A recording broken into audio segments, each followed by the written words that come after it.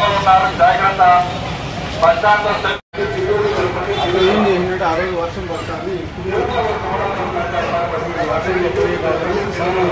Gate దిగి వచ్చేసాను.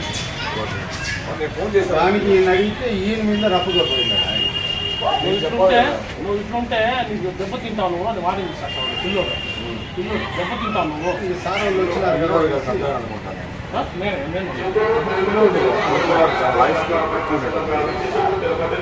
Inspector మాట్లాడదు, నువ్వు కలిసి ఫోన్లో మాట్లాడచ్చు కదా. మాట్లాడాలి సార్, వాడు మాట్లాడాను, ఫోన్ కూడా తీసుకో.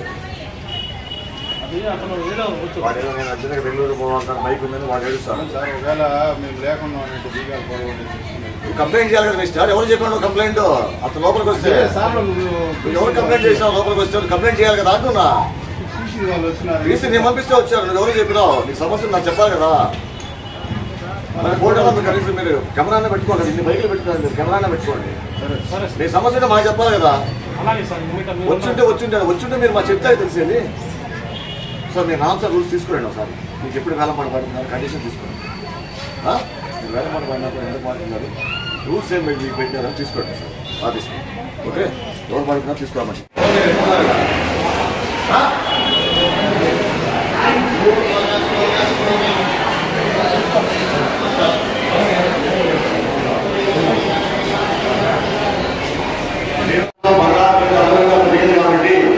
మీరందరూ విలువైన వస్తువులు జాగ్రత్తగా చూసుకోవాలి.